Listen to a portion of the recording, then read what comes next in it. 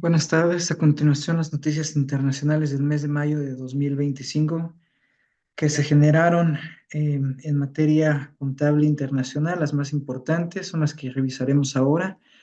Durante el mes de mayo, la Fundación IFRS publicó una versión actualizada de todos estos materiales educativos relacionados con la evaluación de un negocio en marcha, sobre todo cuando la empresa tiene incertidumbres.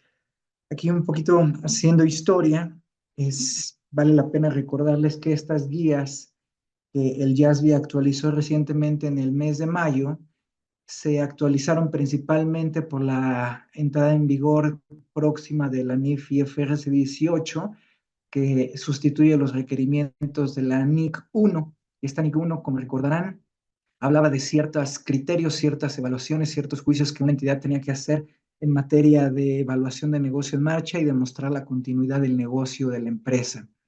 Por un lado. Por el otro lado, estas guías publicadas con el JASB y recientemente actualizadas también fueron o sirvieron de base para la publicación de la NIFA 2 que tenemos en México en cuanto a los diferentes escenarios que una entidad puede encontrar al momento de estar evaluando la capacidad de continuar como negocio en marcha.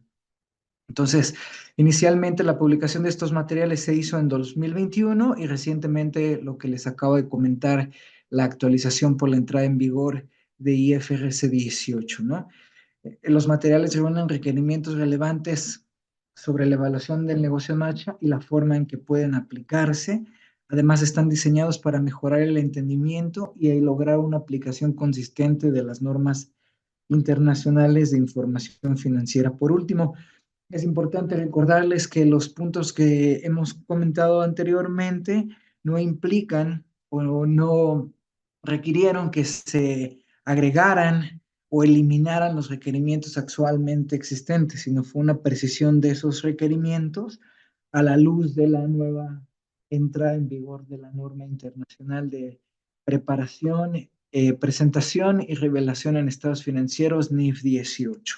Por otro lado, en las actualizaciones de JASB y como lo hemos comentado, estaban por emitir el requerimiento de información para la revisión post-implementación de la NIF 16 de arrendamientos. En el mes de mayo se anunció que se esperaba la publicación muy pronto de esta post-implementación en el mes de junio.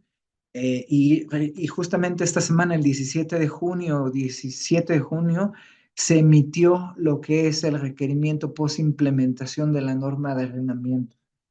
Se tendrá un periodo de 120 días para enviar comentarios. Y como lo habíamos comentado cuando actualización cuando trajimos esta actualización de las noticias, comentamos los puntos que potencialmente el requerimiento de información estaría cubriendo. Empezaríamos con el tema del objetivo, qué tan útil ha sido la norma para los arrendatarios, y de ahí se va desprendiendo los diferentes requerimientos, ¿no?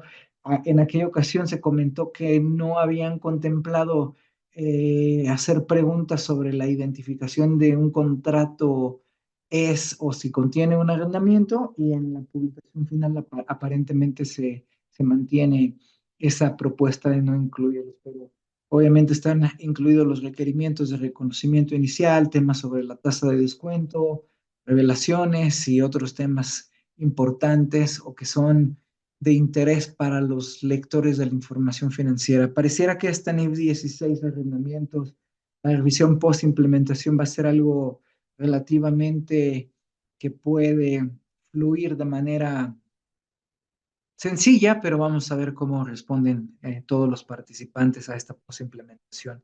En cuanto a la NIC 28, inversiones asociadas y negocios en conjunto, hablábamos anteriormente sobre la propuesta de modificación a la NIC 28 en cuanto a pues, la potencial eliminación del método de participación en Europa, o al menos donde, sí, en Europa principalmente, los estados financieros individuales pues no son tan relevantes como quizá en la jurisdicción donde nosotros convivimos, que es México o Latinoamérica, donde los individuales son la base para la toma de decisiones de muchas cosas, ¿no?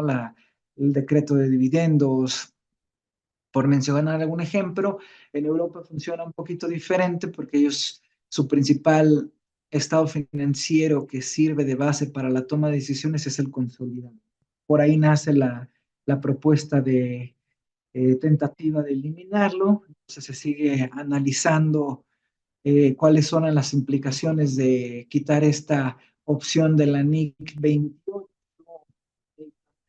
27, donde se habla de que una inversión en la sociedad entre estados financieros separados, puedes evaluar el costo, el valor razonable con el método de participación. En México, al menos en nuestra jurisdicción, el método de participación es el que utilizamos para la medición de este tipo de transacciones. Y también hemos comentado en el pasado que se discutió el lanzamiento de la revisión de la NIC 38, los activos intangibles, se discutieron los objetivos del proyecto, alineado mucho a lo que hemos visto en revisiones pasadas, es mejorar la utilidad de la información que las entidades reportan, actualizar los requerimientos de la NIC, hacerla más adecuada a los nuevos tipos o a los activos intangibles que dado la, la forma en que se hace negocio hoy en día, pueden estar surgiendo.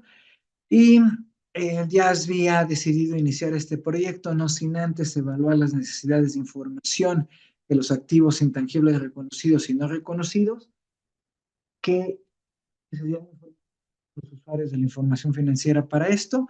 Y también un punto bien interesante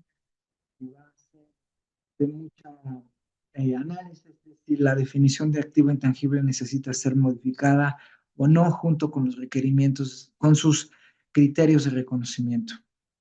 Esas son las noticias más importantes en materia contable. Buenas tardes.